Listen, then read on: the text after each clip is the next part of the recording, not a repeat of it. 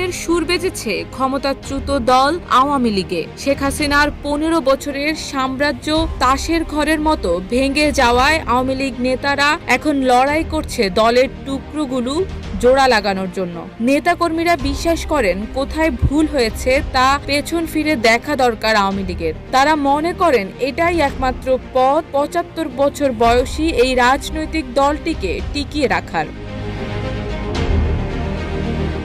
জুলাই ২০২৪ সাল শুরু হয় কোটা সংস্কার আন্দোলন, যা পরে পুলিশের সহিংসতায় রূপ নেয়। এক বড় ধাক্কা হয়ে দাঁড়ায় আওয়ামী লীগের জন্য। এই আন্দোলন থেকে শুরু হওয়া গণ অভ্যুত্থানে দলের অবস্থান নিয়ে প্রশ্ন ওঠে এবং আওয়ামী লীগের উপর ব্যাপক ক্ষোভ সৃষ্টি। আন্দোলনের নেতারা যারা শুরুতেই সরকারের নীতি ও সিদ্ধান্তের বিরুদ্ধে সোচ্চার ছিলেন, পরে এই আন্দোলনটি দেশব্যাপী বিস্তৃত হয়ে যায়। পুলিশ গুলি চালিয়ে ছাত্রনেতা আবু সাঈদের হত্যার পর আওয়ামী লীগের নেতাদের প্রতিক্রিয়া ছিল অত্যন্ত অবিচল এবং এটি দলের জন্য বড় ধরনের সংকট তৈরি করে।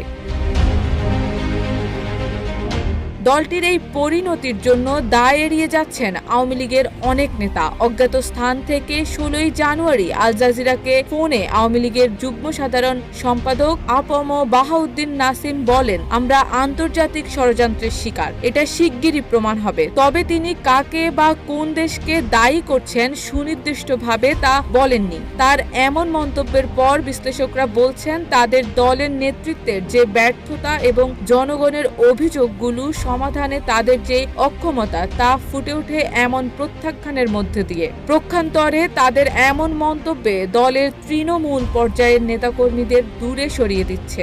এসব নেতাকর্মীরা অনেকেই হত্যাকাণ্ডের বিরুদ্ধে আইনি ব্যবস্থার ভয়ে হয়তো আত্মগোপনে আছেন, না হয় তারা আতঙ্কিত।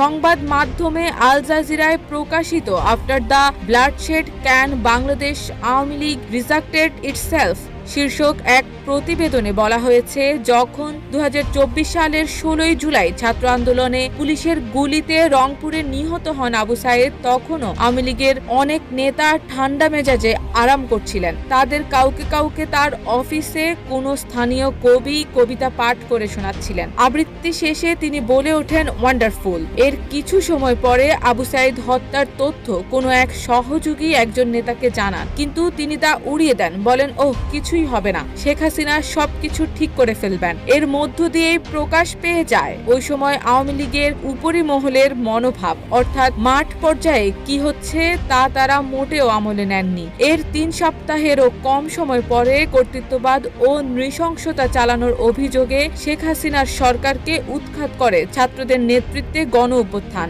আইন প্রয়োগকারীদের হামলায় বিক্ষোভকারী এবং পথচারীদের কমপক্ষে ৮৩৪ জন প্রাণ হারান। এই বিক্ষোভ শুরু হয় ১ জুলাই। ৫ই আগস্ট শেখ হাসিনা পালিয়ে ভারতে যাওয়ার মধ্য দিয়ে ইতি ঘটে ১৫ বছরের স্বৈরশাসনের। শারমিন নিশু, ঢাকা পোস্ট।